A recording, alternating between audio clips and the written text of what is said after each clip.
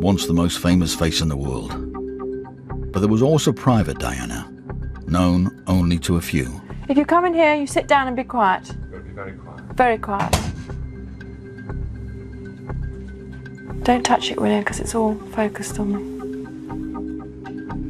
And this Diana had a story to tell. I was brought up in the sense that, when you got engaged with someone, you loved them. In 1992, she began recording a series of videotapes.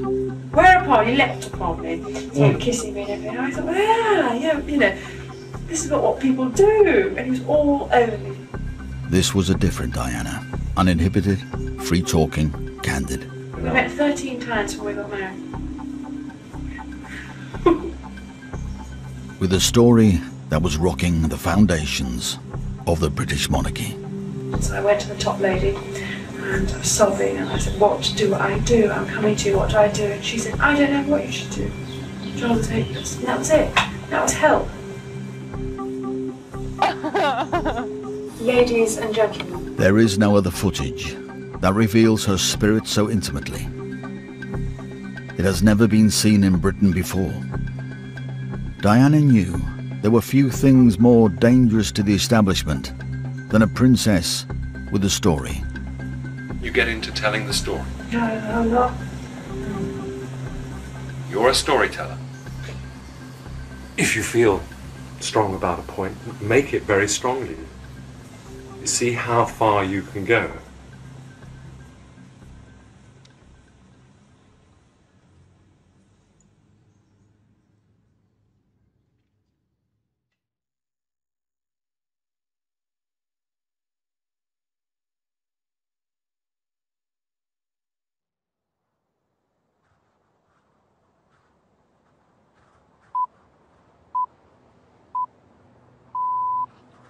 This is BBC Radio in London. According to the French news agency, a French government minister has said within the past few minutes that Diana, Princess of Wales, has died. He said she was killed in a car crash in central Paris. I'll repeat that. Diana, Princess of Wales, has been killed in a car crash in the centre of Paris. This is a story from a green and pleasant land, about a prince and his princess. According to legend, it was the birthplace of King Arthur and the Knights of the Round Table. But that was an ancient story about chivalry. This is a modern story.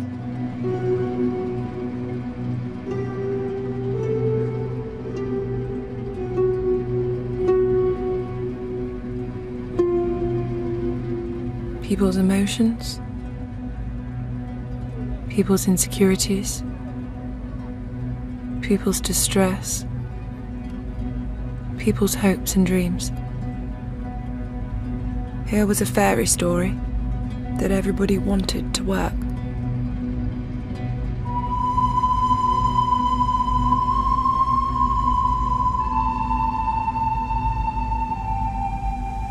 I knew that something profound was coming my way, and I was just treading water, waiting for it. I didn't know what it was, I didn't know where it was, I didn't know if it was coming next year or next month, but I knew I was different from my friends and where I was going.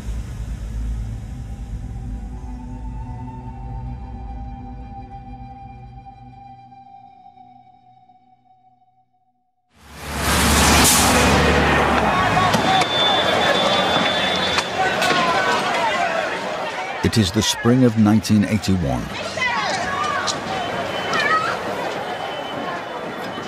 Mrs. Thatcher has been Prime Minister for nearly 2 years.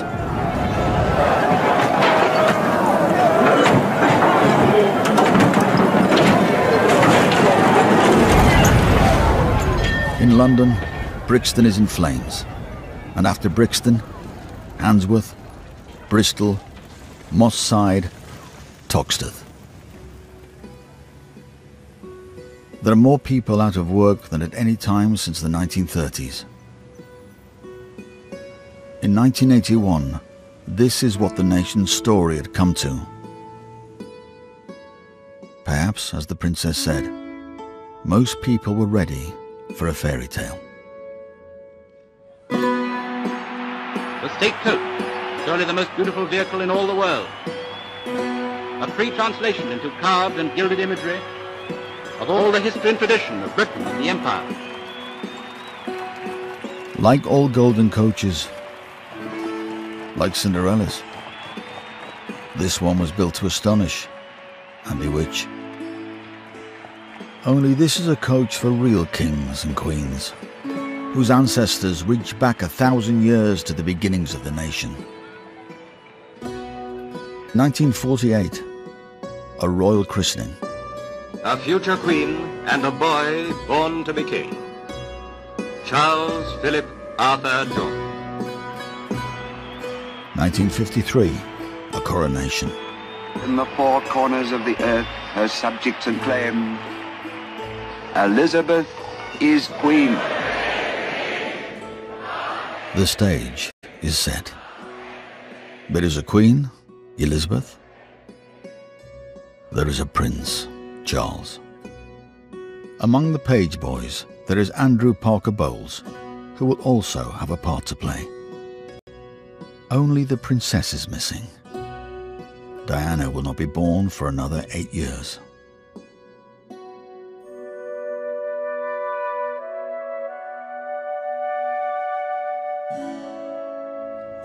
I was a rebel. I always did the dares. I always did the opposite for everybody else. I wasn't academically interested at all. I just wanted to be with people and have fun and, you know, look after people, things like that. I got the prize of being the kindest girl in school. I got the prize of this. This doesn't ring rebel. I know, So but it was underlying. It was always there. Well, the rebel was going on underneath, but But it didn't come out. what do you mean? They didn't see it? They didn't see it.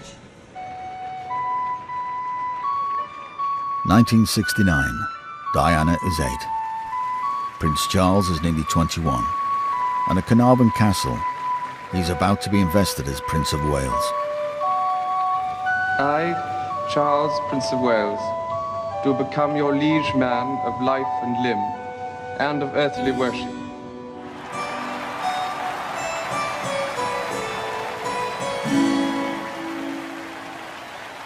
It was the first Queen Elizabeth, who said that a crown was more pleasant to look at than to wear. She knew there was a price to pay for being a queen or a king.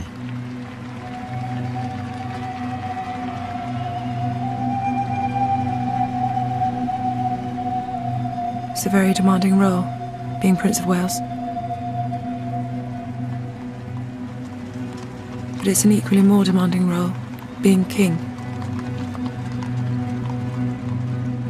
Who knows what fate will produce?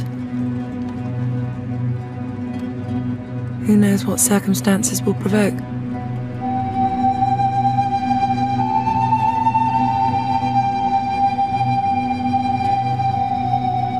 Do you have any thoughts about the lady that a Prince of Wales should marry?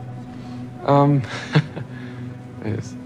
Well, I suppose, you see, it's awfully difficult because you've got to remember that when you marry, in my position, you're going to marry somebody who perhaps one day is going to become queen. And you've got to choose somebody very carefully, I think. And it's got to be somebody pretty special, because if you choose somebody who isn't used to it, it can, I think, probably cause the most awful tension.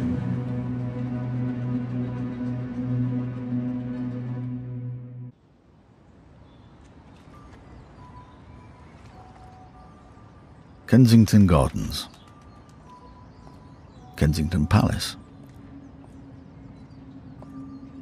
An old admirer returns to pick up the pieces. James Colthurst, Etonian, doctor, minor aristocrat, old friend of Diana. He'd known her since before the story began. She must have been just about 17. Yeah, she was pretty young. Well, she was great fun. Real breath of joy. Well, she had a flat in just on the old Brompton Road. It was Earl's Court, it was Old Brompton Road. Loved it, so happy there. All girls of whom she was the declared chief chick.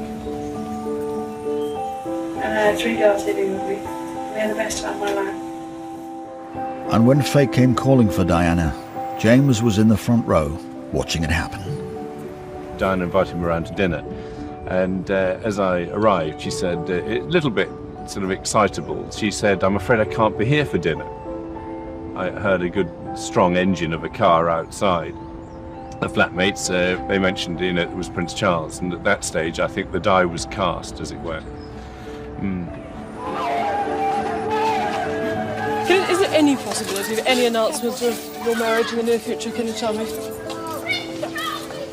Can you tell me if there's any possibility? I'm not going to say anything, really. Right, but Prince Charles did give us a hint himself. He said we wouldn't have to wait too long. But when the thing really started to get serious, when I was to be 18 and a half, I was asked to stay with some friends in Sussex, and they said, "Oh, the Prince of Wales is staying the night because he's playing polo." So I thought, well, I haven't seen him for ages. He's just broken up with his girlfriend, that has just been killed. And I said, it'd be nice to see him. I was so unimpressed. Anyway, I sat there and this man walked in, and I thought, well, I am quite impressed this time round. I was different and everything else. And he chatted me up, like a bad rash. He was all over me. I thought, And we were sitting on this bed and straw barbecue that night, and we were talking about Mountbatten and his girlfriend. And I said, "You must be so lonely." I said, "It's pathetic watching you walking up the aisle at St Paul's with all that's coffee in front." I said, "Ghastly, you need someone beside you." Oh, wrong word. Whereupon he leapt upon me, started kissing me and everything. And I thought, this is not what people do. And he was all over me for the rest of the evening, followed me around, everything, like a puppy. And I was flattered, but I was very puzzled. Next day he said he was kind of Buckingham Palace, I've got some work to do, but you wouldn't mind sitting there while I do my work. And I thought, well, bugger it, I do mind sitting there while you do your work. And I said that. And that sort of lit up something in him, because someone answered back. So it was quite a challenge. And then it started to gather.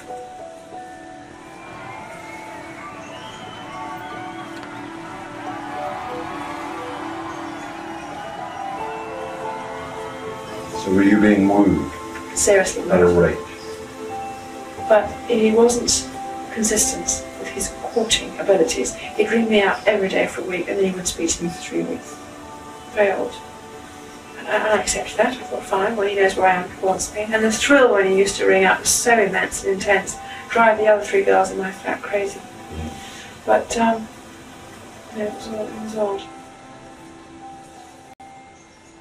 I think she had a dream, and she hoped the dream would come to life. An older man who was in a prominent position liked me, wanted to have me around. I think she had ideas of what she'd like it to be, and I think there were other elements that it would have been difficult to foresee, even had she been older.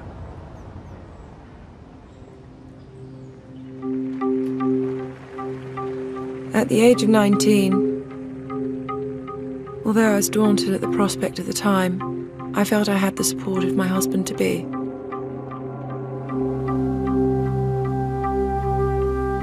I wanted to share everything together.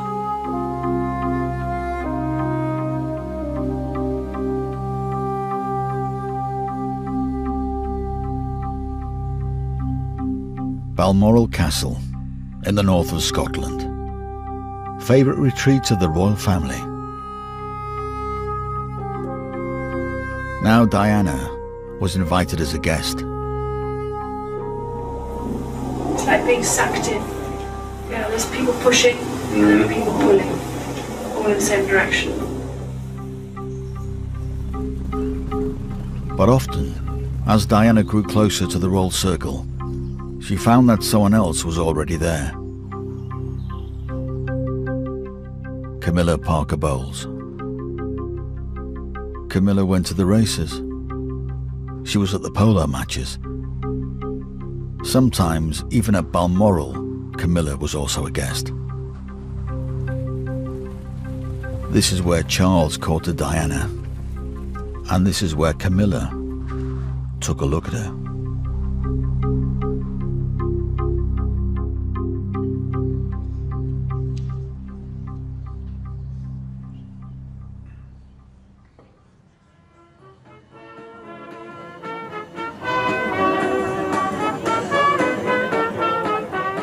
The band of the Coldstream Guards played, and the spectators glued themselves to the railings outside Buckingham Palace, all for a glimpse of any engagement day activity. Well, well, what a marvellous day for you today. Lovely day. We're all very happy. I saw Diana last night. She looked absolutely radiant. Radiant and very happy. I've never seen her look better. Just delighted and happy. And I suppose in love. Of course. Whatever in love means. Well, it obviously means, your own interpretation. Obviously means two very happy people. Yes. Once again, congratulations. Well, from us, congratulations. Thank you very much. Very kind. And the most extraordinary thing is we had this ghastly interview on the day we announced our engagement, and this ridiculous ITN man said, "Are you in love?" So I thought, what a thick question. So I said, yes, of course we are, in the sort of fat, stern ranger that I was. And Charles turned around and said what ever in love means. And that threw me completely. I thought, what a strange question. What a strange reply. God. Absolutely traumatised me.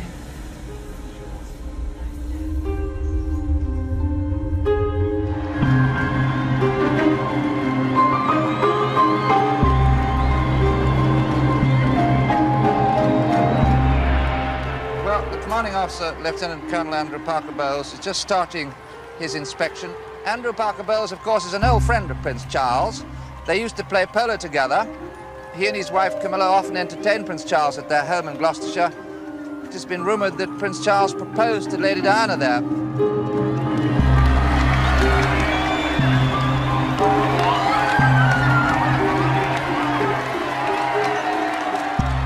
At 7 in the morning, Barbara Daly, makeup artist, arrives at Clarence House, where Diana is getting ready for the wedding. I liked her immediately. She was looking at television. It's kind of a very strange thing, because you could see the crowds on the small television that was just under the window. And there were all the crowds that we could see on the television, right outside the window. And she said, "This is a lot of fuss for one girl getting married."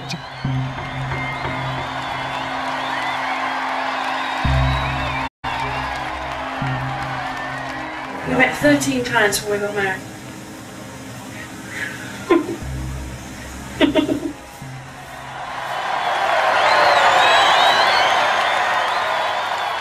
I walked down to the carriage, and she just sort of gave my hand a little squeeze, and then hummed me a little ditty, which was from a commercial, One Cornetto. I don't know, do you remember that little commercial? It was about an ice cream, and it had a big glitzy carriage in it. And then off she went. Off she went. Just one cornetto, give it to me. Delicious ice cream, of Italy. Dinner and giocatri, give me cornetto.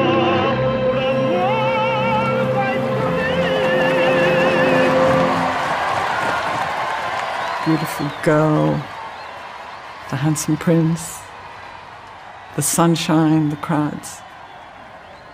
A fairy tale. It was magical.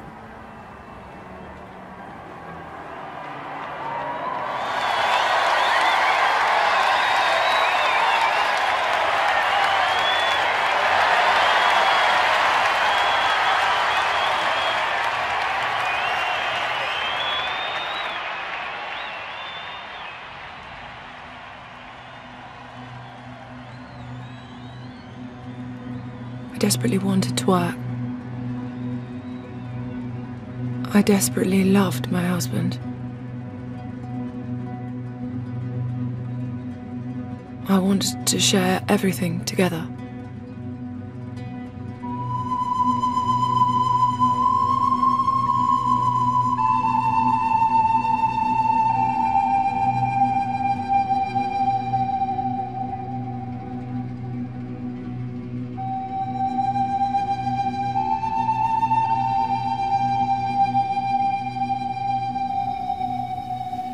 Charles, Philip, Arthur, George, wilt thou have this woman to thy wedded wife? Wilt thou love her, comfort her, honour and keep her in sickness and in health, and forsaking all other keep thee only unto her? I will. Diana, wilt thou have this man to thy wedded husband? I will.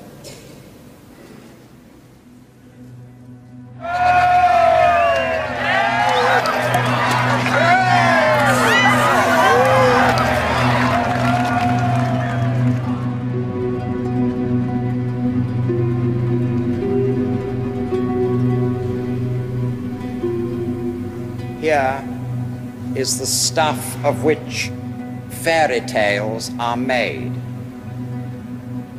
The prince and princess on their wedding day.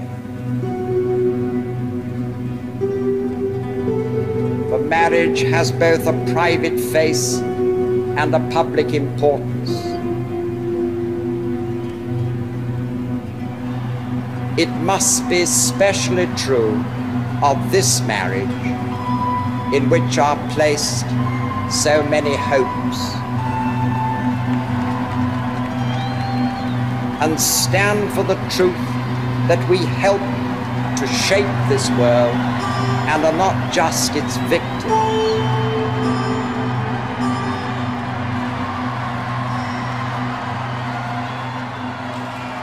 The escort, under the command of Lieutenant Colonel Andrew Parker Bowles, as Charles and Lady Diana stayed with him and his wife Camilla in Wiltshire on 2 occasions at the end of the year.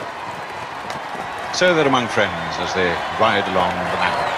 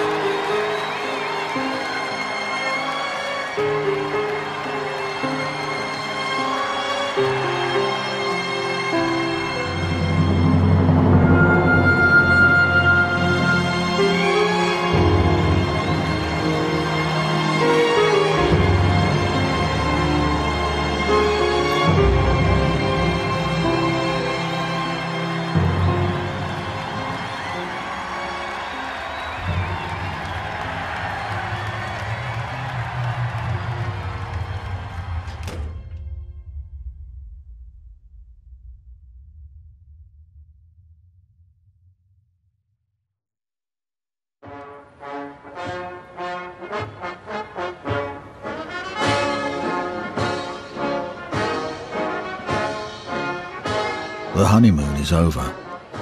Diana is no longer on the outside looking in. Now, she's on the inside, looking out.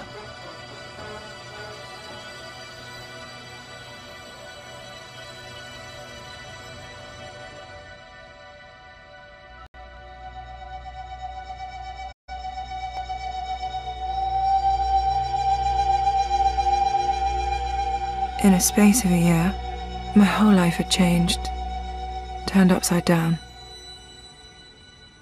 It was isolating. You had to either sink or swim.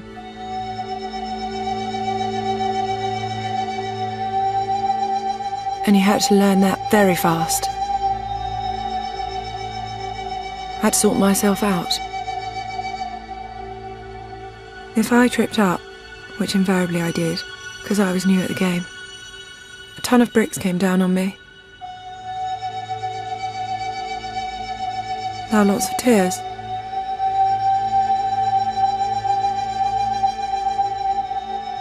It was a few months after the wedding. Diana was 20 years old. In the autumn of 1981, she came here to the English National Ballet to take lessons from the dance instructor, Anne Allen. Lovely. And release. Lovely, darlings. Great, that's beautiful. All right, something completely different. Feet parallel. Yes? Bending 1. Stretching 2. Relax out before we start. Deep breath. So, I was her private dancing teacher. That's it. There you go.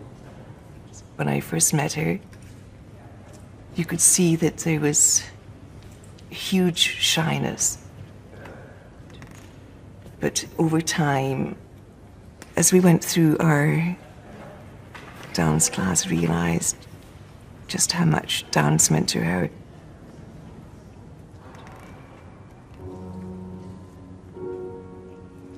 She has dance in her soul.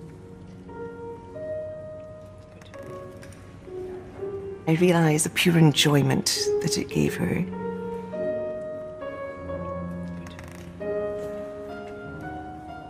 She loved the freeness of being able to move and dance. She loved it. She loved it. I could see it helped to alleviate her emotional life. That was hard for her at that time.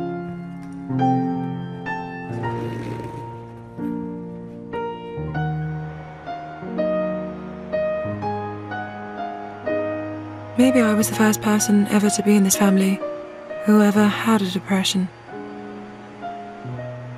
or was ever openly tearful.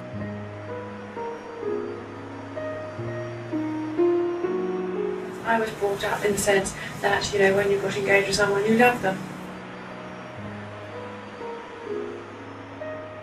She loved Charles, yes. But Charles loved another woman.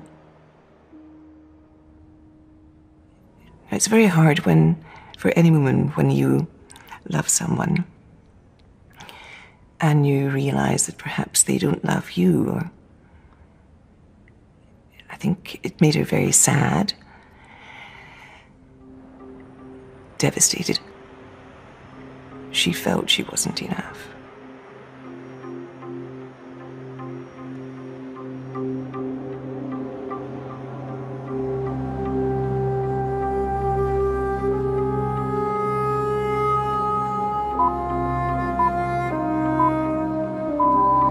BBC News at 6 o'clock. The Falkland Islands, the British colony in the South Atlantic, has fallen.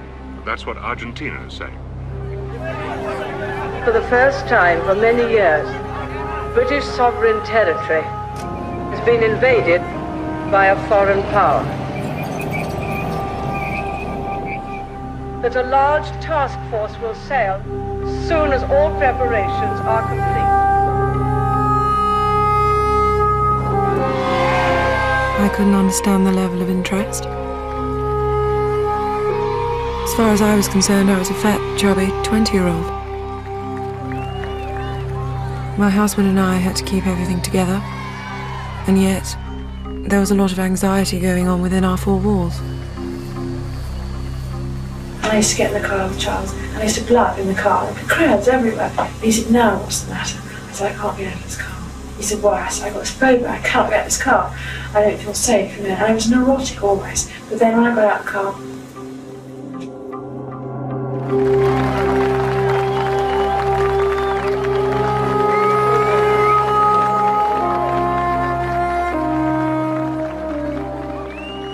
Buckingham Palace have just announced that the Princess of Wales is expecting a baby. The Princess is said to be in excellent health. The Queen and members of both families are said to be delighted. I'm not allowed to say how many planes joined the raid, but I counted them all out, and I counted them all back. The baby will be second in line to the throne. She told me that she was pregnant. And she wanted to give her marriage absolutely everything that she could. She really wanted everybody to feel proud, but particularly Charles. It was very important because, of course, he was going to be the future king.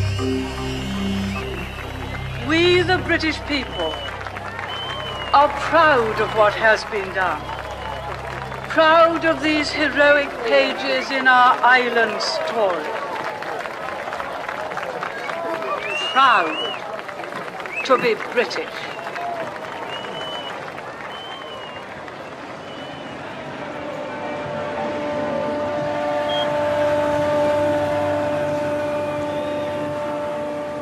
I felt the whole country was in labour with me. Everybody was thrilled to bits. It's been quite a difficult pregnancy. I hadn't been very well throughout it. So, by the time William arrived, it was a great relief. Because it was all peaceful again. And I was well. For a time. You have to understand how hard that was to hear. We're talking 1982-3. When she realized that Charles was seeing Camilla, and I just remember being quite horrified about what she was telling me, and at the same time, rather shocked. She was worried about what it was that was going on. I know that she did ask Camilla to leave her husband alone. I thought that was quite brave of her, actually, because I know how much that must have taken for her to do that. And what do you do about it? What can you do about it? All you can do is to try to make the marriage work and hope in time that things change, but that's not really what happened.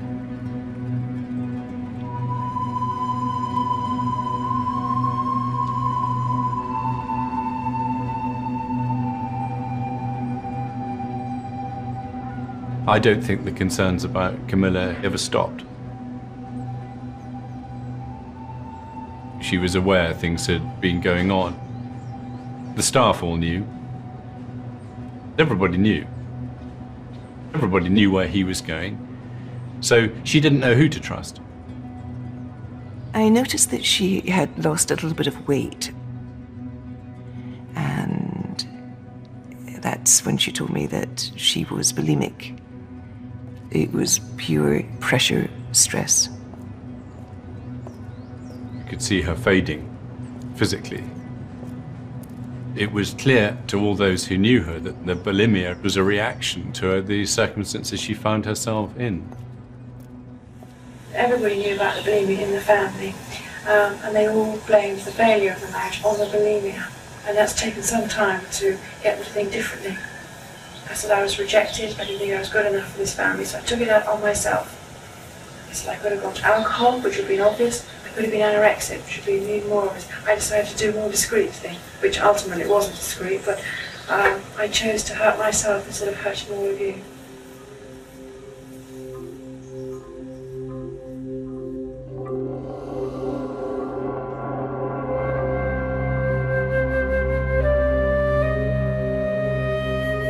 I felt compelled to perform, compelled to go out and do my engagements and not let people down. And in a way, by being out in public, they supported me.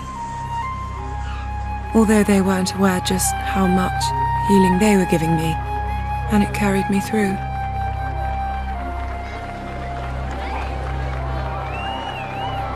We'd be going round, and all you could hear was, "Oh, she's on the other side." Now, if you're a man, like my husband, proud man, you mind about that if you hear it every day for 4 weeks. You look as if you've got tears in your eyes. Why? I've been waiting for so long to see her. Oh. She's beautiful. With the media attention came a lot of jealousy. I've come to the conclusion that really it would have been far easier to have had 2 wives.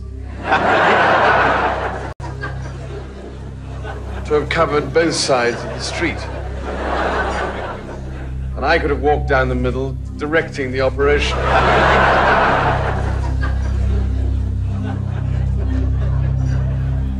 We were a very good team in public, albeit what was going on in private. Rampant bulimia, feeling of being no good at anything and failed in every direction. A husband who loved someone else. I knew it. You just know.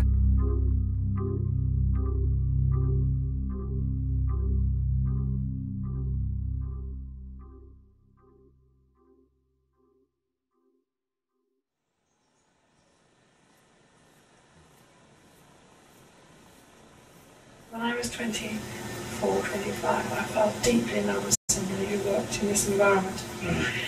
And it was all found out, and he was chucked out, and then he was killed. And that was the biggest blow of my life, I must say. Which I don't find easy to discuss.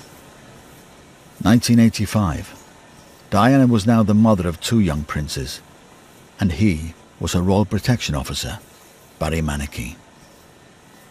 I mean, I was quite happy to give all this up. Well, not have all this. At the time, it was quite something to have all this. Just to go off and live with it. I couldn't believe it. Well, one can. And he kept saying he thought it was a good idea too. So. Oh, God, right. Yeah. But you needed some adventure. I just needed to tell And someone life. to tell me that I was all right. And he kicked me out in the sense of mentally kick me outside and make me go and do my engagements, because I used to sort of scream in this room. And Charles thought he knew, but he never had any proof. I should never have played with fire, and I did, and I got very burned. Well, when you say play with fire, you had the same that they have in sexual. No. So you had an intimacy, Yeah. which you weren't getting.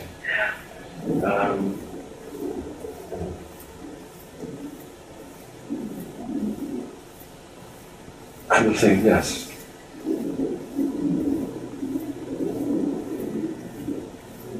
How old was it? 40.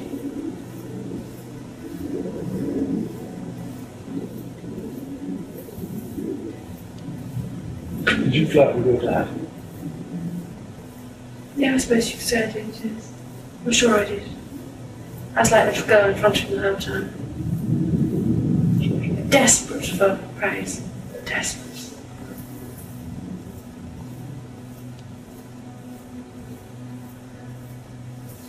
And it all got so difficult, and people got so jealous and bitchy in this house, and eventually he had to go. And 3 weeks after he left, he was killed in a motorbike accident. And he was the greatest friend I've ever had. And that was a real killer.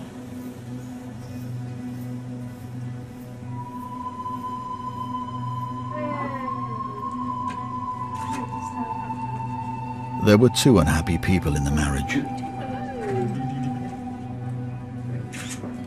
In a letter, a year later, Charles told a friend, "I'm in a kind of cage, pacing up and down and longing to be free." How awful incompatibility is, and how dreadfully destructive it can be for the players in this extraordinary drama. It has all the ingredients of a Greek tragedy. Friends on my husband's side were indicating that I was unstable, sick, and should be put in a home of some sort in order to get better.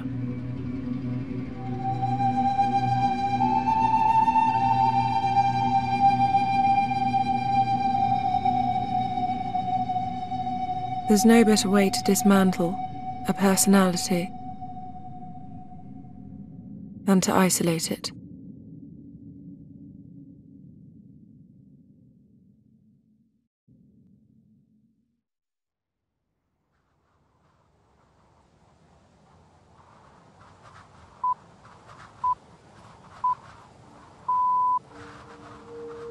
mysterious brain disease has spread to more than 50 herds in 14 counties. BSE, as the disease is known, kills them. Scientists don't know what's causing it or where it came from, but they are worried. It is the mid-80s. A kind of darkness has fallen on the green and pleasant land. There is division in the ruling House of Windsor. The countryside is infected by BSE. And in the cities, there is a new, more sinister illness.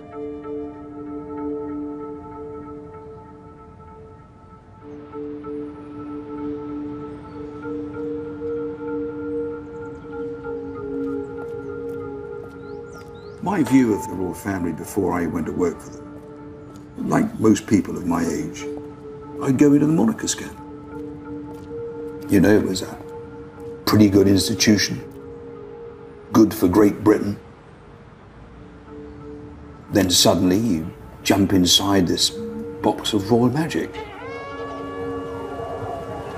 And you find out how these tricks work. And the kudos of who these people are wears off pretty damn quick.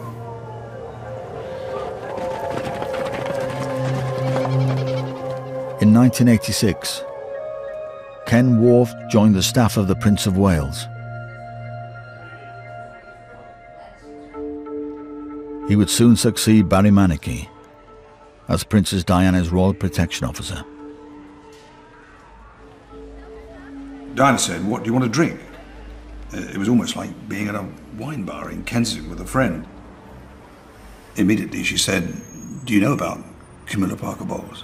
Well, I couldn't deny that I knew about it because I'd been informed about it. I said, "Yes, of course." And there was a hesitation there. And she said, "Well, she features most days, most hours and minutes of my life." I didn't really understand at that point exactly what she meant. But of course, the days that followed, the weeks that followed, the months that followed, I knew exactly what she meant by that. She sort of carried out her own research and found that previous Prince of Waleses had their own mistresses. I remember saying to my husband, you know, why this lady around? And he said, well, I refused to be the Prince of Wales. I never had a mistress. This was the 20th century, moving into the 21st century, and she wasn't prepared to accept that. And she much preferred that Camilla Parker Bowles would just disappear. There was a genuine unhappiness here. My father-in-law said to my husband, if your marriage doesn't work out, you can always get back to her after 5 years, which is exactly it.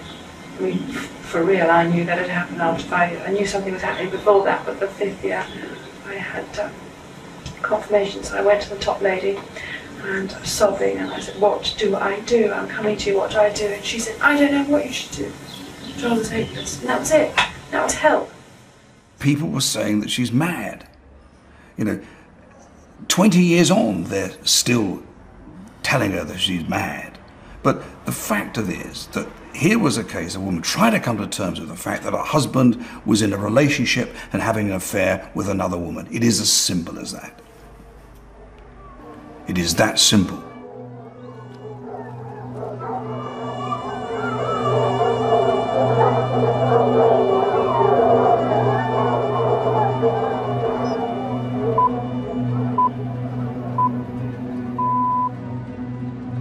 For the first time, doctors from all over Britain have met to discuss AIDS, the disease that's already claimed over 600 lives in the United States. Junior Health Minister Edwina Currie said good Christian people who didn't misbehave wouldn't catch the disease. And she advised businessmen who traveled... Then I found myself being more and more involved with people who were rejected by society. I found an affinity there.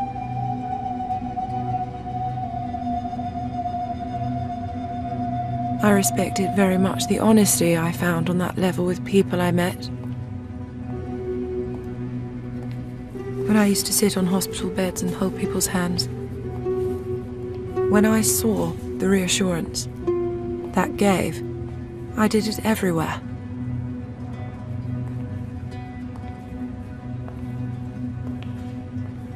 What she really liked was to sit on the bed. Very informal. These were all people who were probably going to die. Patrick Jeffson was Diana's private secretary. Cambridge, the Royal Navy. Off and on his ancestors had served the royal family for hundreds of years.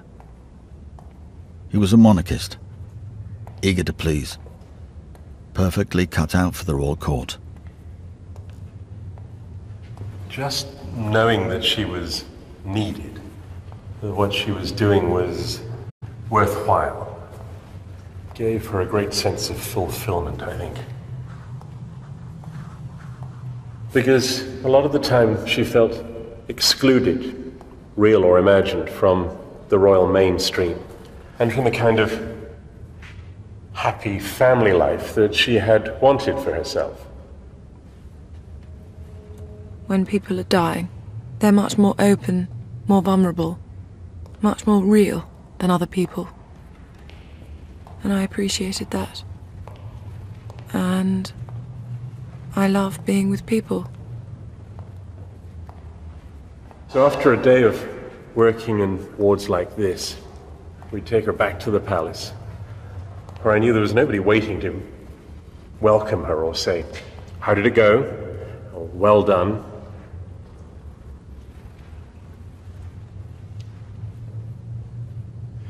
So increasingly, this sort of work became more and more important to her.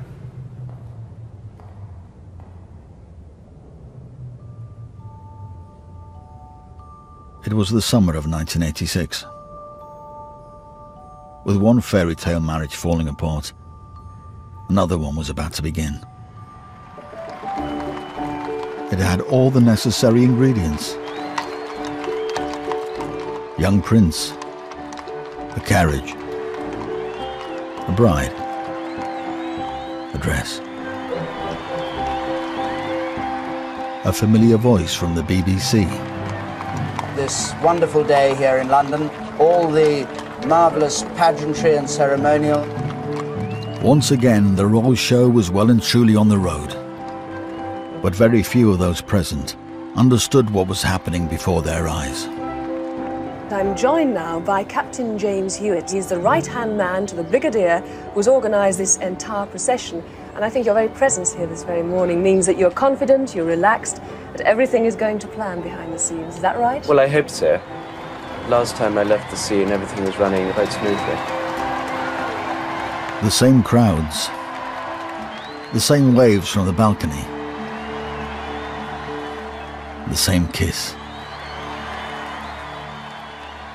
It's hard now not to think that when Sarah Ferguson married her prince, the House of Windsor was not tempting fate.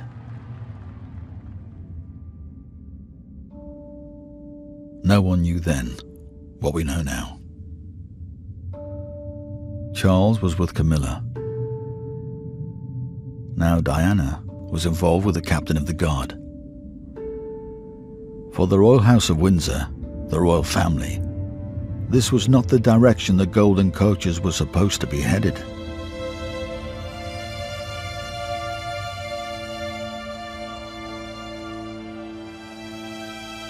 Going to work for the prince and the princess in the late 1980s meant becoming part of an organization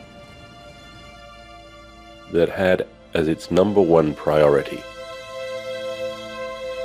keeping quiet about the fact that this was a marriage in name only. There's virtually no sexual relation with you and the child? Sort of once every 3 weeks. And then it fizzled out about 7 years ago, 6 years ago. The #1 priority was to maintain what turned out to be a lie. Because she was saying, why aren't you with us? Why don't you want to be with us? Clearly there was something amiss. she actually loved her husband. And I think even despite Camilla, she was prepared to play this double act, being dishonest with her husband.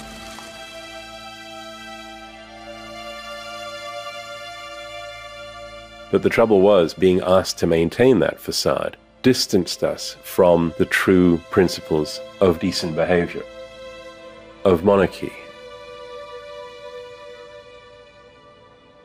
The cover-up had to be damaging for the crown itself.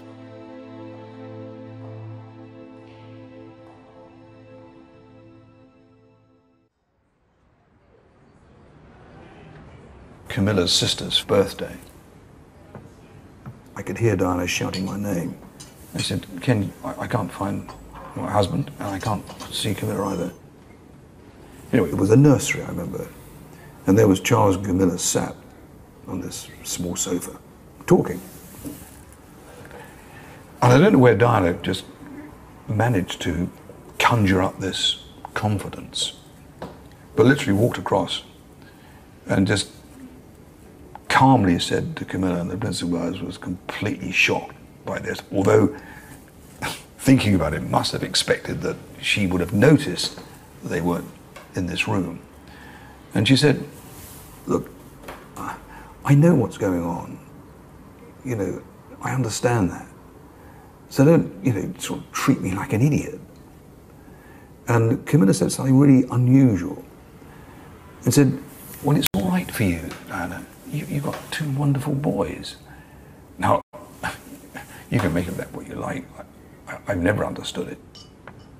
But suddenly, this was an awakening, because Diana knew at this point there was no hope or any chance of a reconciliation. So this had taken nearly 8-9 years to reach this point, but in her eyes had proved that this meeting, this liaison, was never going to break up and was never going to bring about a satisfactory relationship in her eyes.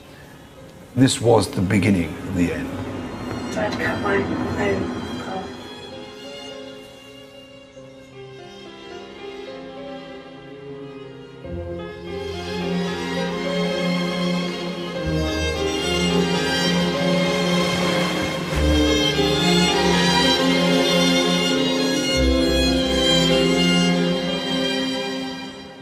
And so Diana cut her own path.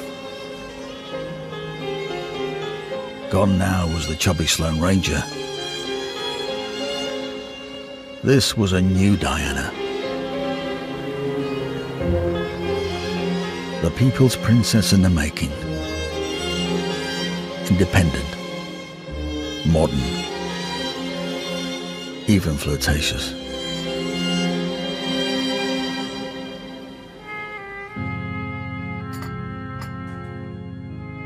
Not everyone was pleased.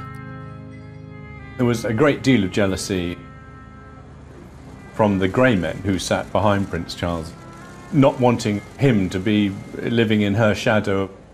Her character was being written down, as she saw it, as a campaign to sideline her and remove her from the boys.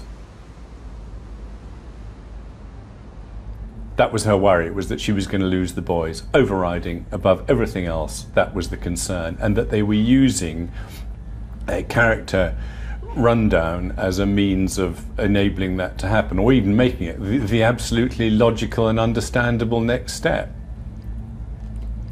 And she told you this? Oh, yes.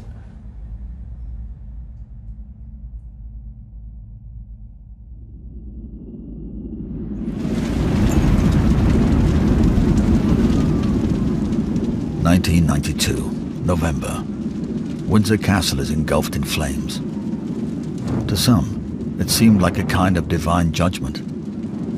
The home of the Windsor dynasty, its most potent symbol, like so much else about the monarchy, was crumbling into dust.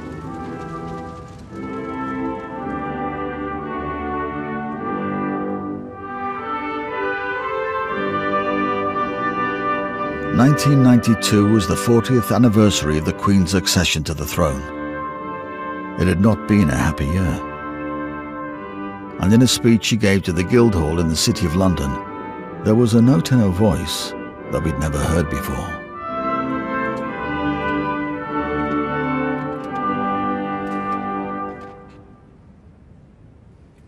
"1992 is not a year on which I shall look back with undiluted pleasure. In the words of one of my more sympathetic correspondents, it has turned out to be an annus horribilis." In the aftermath of Friday's tragic fire at Windsor, it is especially so. They're the pictures they didn't want you to see. Looking at today's pages 1, 2, 3, 4, 5, 6, 12, 13, 20 and 21, it's easy to see why. I, like Queen Victoria, have always been a believer in that old maxim, moderation in all things. The pictures show them in a clearly affectionate mood.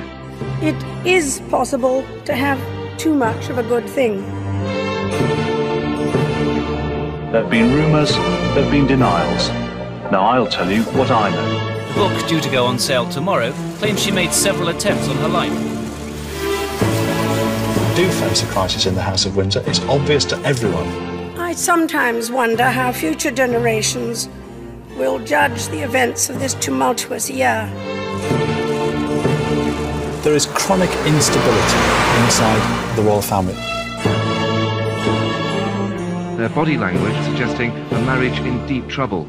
She does one thing on her own, he does another, and they just don't meet physically, mentally, or emotionally. How much longer can this tragedy go on? Howled the Daily Mirror this morning.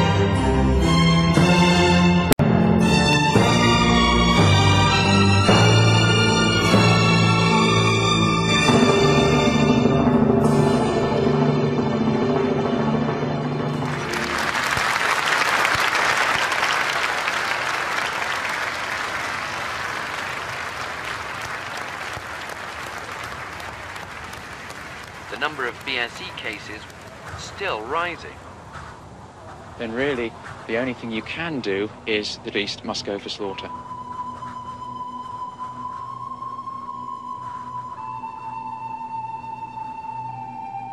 December 1992. 2 weeks after the Queen's speech, it was officially announced that Diana and Prince Charles had decided to separate. La France va-t-elle redonner le sourire à Lady Diana? La princesse qui a débarqué tout à l'heure à Paris était radieuse, rayonnante. Derrière le sourire obligé, destiné aux paparazzi, se cache une nouvelle princesse. Diana, la princesse trahie par l'institution monarchique outre-Manche, déterminée à donner un sens à son existence de princesse. I remember at the time there was a mixture of relief because we no longer had to pretend and we no longer had to maintain that fiction. But at the same time, we were always conscious that there was a big, silent, rather threatening presence that told us, certainly told me, that the princess wasn't really wanted anymore. Everything changed after we separated. Life became very difficult then for me. People's agendas changed overnight. I was a problem. I was a liability. How are we going to deal with her?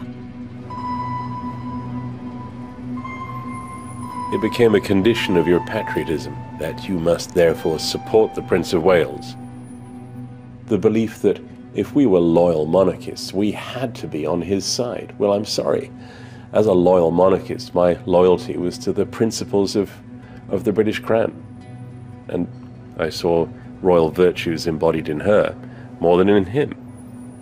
But I think the real damage was done by those who tried to marginalize her or in more recent years, airbrushed Diana out of royal history. They saw that their man's path to the crown would be a great deal easier if he were not competing for popularity with his ex-wife. Every strong woman in history has had to walk down a similar path. It's the strength that causes the fear. Why is she strong? Where did she get it from? Where is she taking it? Where is she going to use it? I'll fight till the end.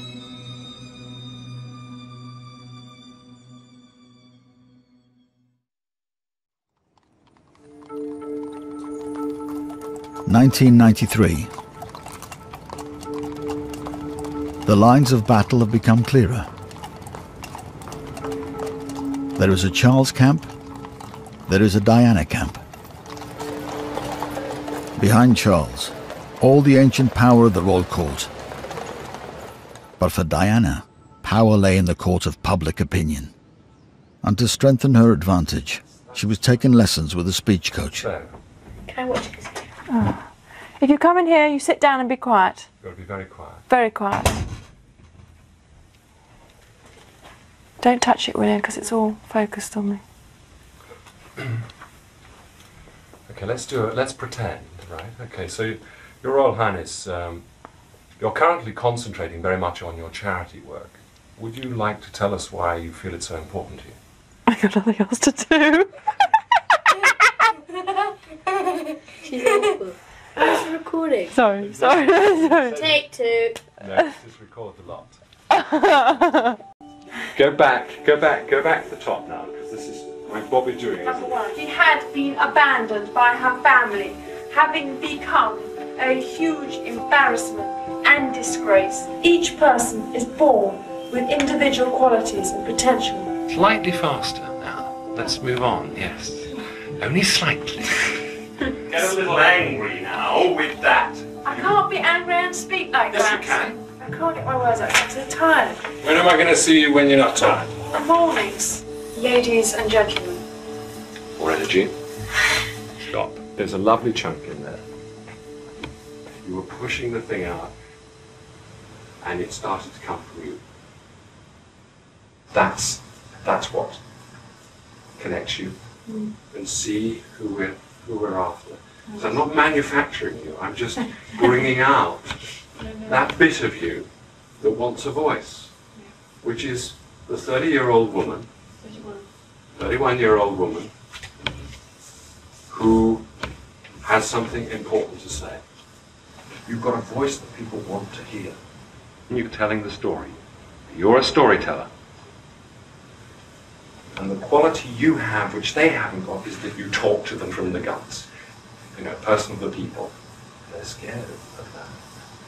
So let's not lose it. Let's keep this one. Diana had no intention of losing that special quality that her husband's camp was scared of. The British people need someone in public life to give affection. I can give love for half an hour, for a day, or a month, but I can give. I know I can. Everything is so vivid, stunningly beautiful. I just remember walking in a striking orange outfit. This beautiful lady. I just remember feeling that day that I could have achieved anything. But I know that that day changed my life.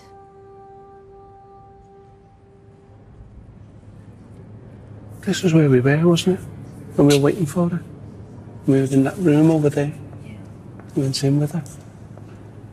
And then she came round that corner when we were least expecting it. Yeah.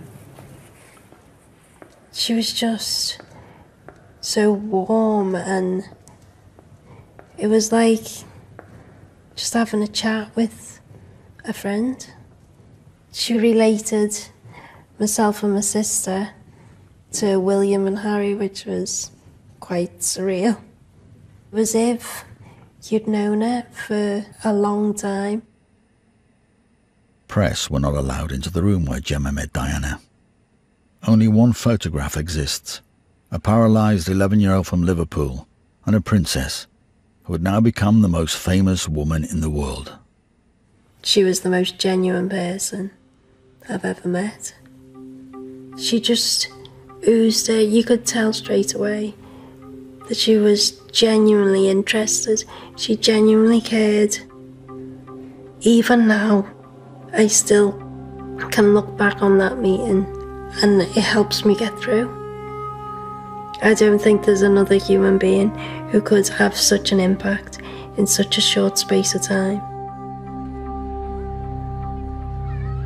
She understood personal struggle, and she'd been through her own trials and tests in life, and I think she could relate to people going through their own personal battles.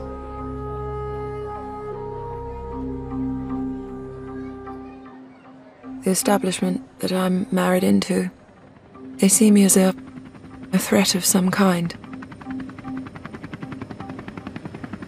Because I lead from the heart, not the head. Because I do things differently. Because I don't go by a rule book.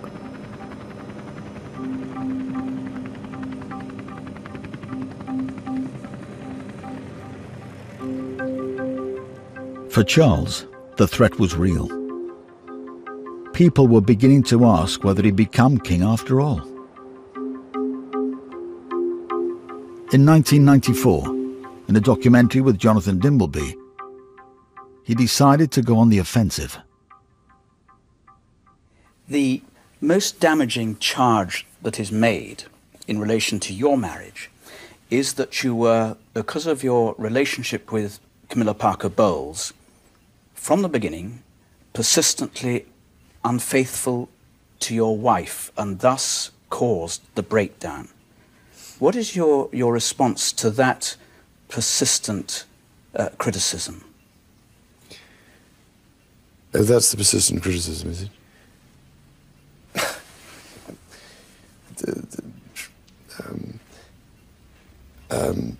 Mrs. Parker Bowles is a great friend of mine. I have a large number of friends. I'm terribly lucky to have so many friends.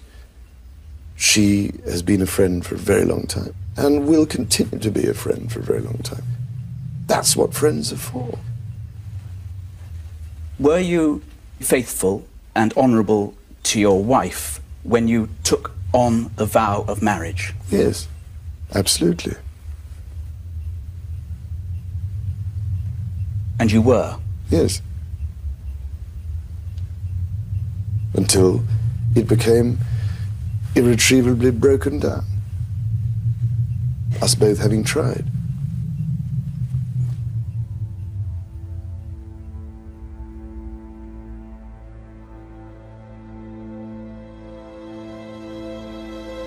Diana saw Charles's interview and the book that followed as hurtful and damaging.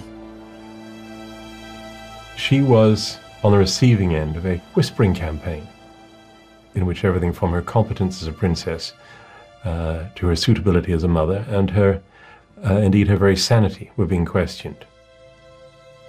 She was faced with a choice of either meekly turning a deaf ear to what was being said about her, to falling in with the plans of people who wanted to see her excluded, marginalized, or doing something about it. Whenever she felt threatened, Diana had always followed the same idea. She believed that if only people could hear her real story, she would always have their support.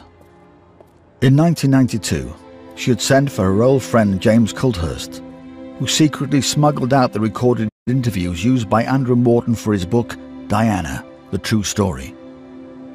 She was in a corner and she felt it and she wanted to explode. Yes, it was explicit about the state of the relationship, but it wasn't nearly as fierce as we now know it could have been. Later, there were long nights, also in secret, improving her storytelling skills, with her speech coach Peter Settler. Listen, you're dreaming. This is having a bad day. In 1995, Diana felt her back against the wall once more. And on the 5th of November, bonfire night, she prepared to tell her story again. This time to BBC's Panorama. Do you really believe that a campaign was being waged against you? Yes, I did, absolutely. Yeah. Why? I was a separated wife to the Prince of Wales. I was a problem, full stop. Never happened before. What do we do with her? Can't we pack her off to somewhere quietly rather than campaign against her? She won't go quietly. That's the problem. I'll fight till the end, because I believe that I have a role to fulfill. And I got 2 children to bring up. Listen to yourself. It was not only what Diana said on Panorama that surprised people, but the way she said it. That was the real revelation. She chose to fight back in some pretty unconventional ways. She actually was an extraordinarily strong person. We must recognize The people who criticized her always underestimated her. And not least, they underestimated her anger. She was a proud aristocratic woman who had been very badly treated. Do you think you'll ever be queen? No, I don't. No. Why do you think that? I'd like to be a queen of people's hearts, in people's hearts. But I don't see myself being queen of this country.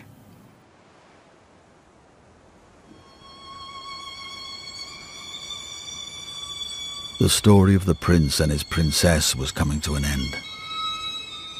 22 million viewers of Panorama watched it happening before their eyes. There was a sense of no going back, a sense of bridges being burned. Do you think the Prince of Wales will ever be king? I don't think any of us know the answer to that. And obviously it's a question that's in everybody's head. But who knows? Who knows what fate will produce? Who knows what circumstances will provoke?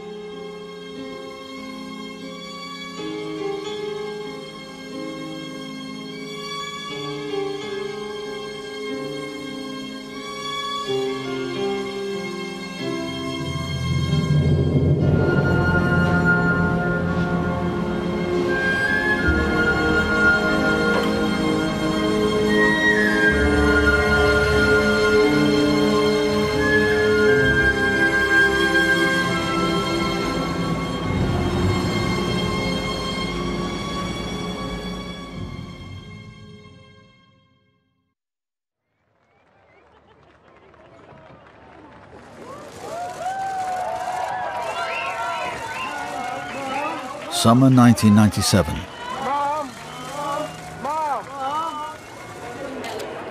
The prince and his princess are divorced.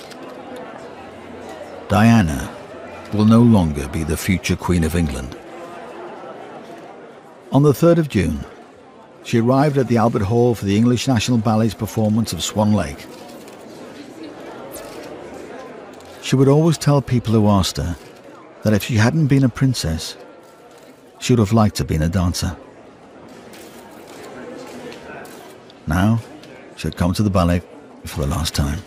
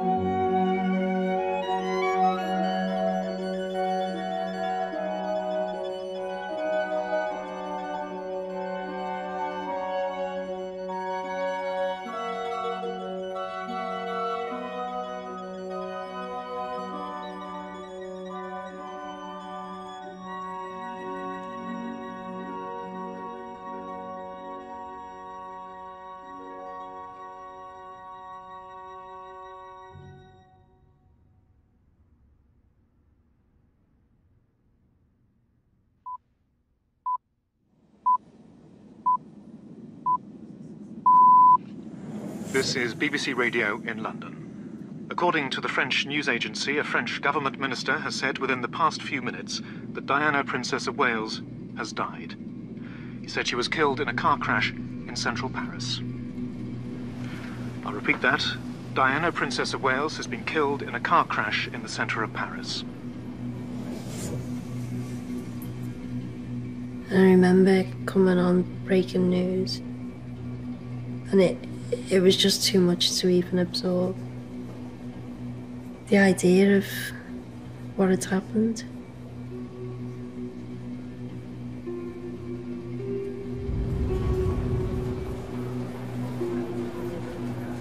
I couldn't stop thinking that if only I had still been protecting her, something like this would never have happened.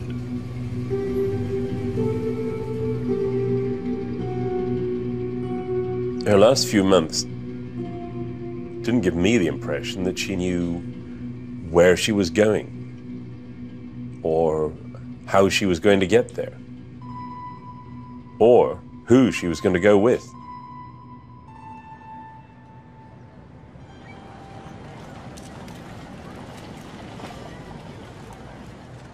The crash came through on the news in Paris, and strange enough, I expected her to call. Of course, when she had a crisis, that's when she'd sometimes call.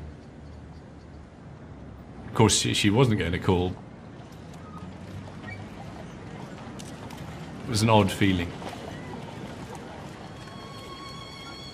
The sense of the fate.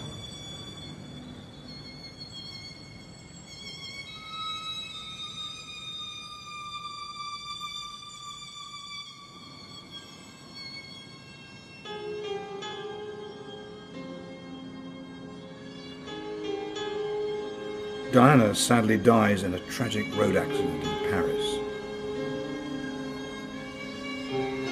And then what happens? The Prince of Wales did marry Camilla Parker Bowles.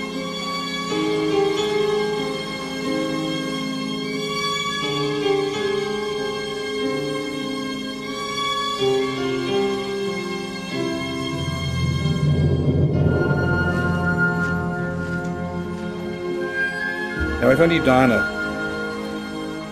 could have been around, she would have said to me, "You see, Ken, I wasn't wrong, was I?"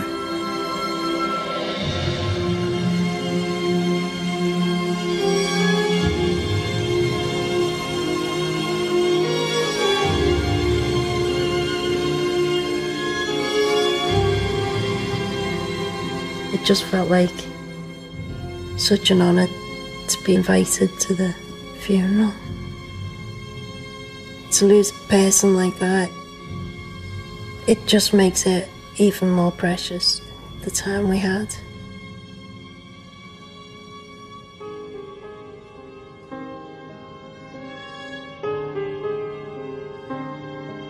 A lot of the things that I admired about the monarchy, for me, died with the Princess of Wales.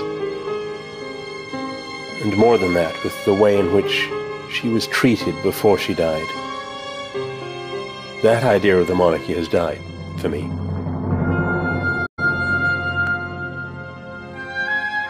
The idea that respect should be given unthinkingly or out of blind loyalty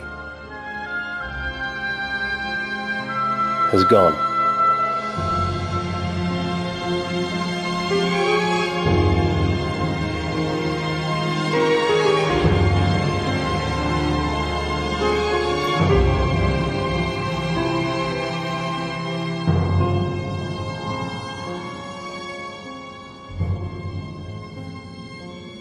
People's emotions, people's hopes and dreams. The fairy story had come to an end.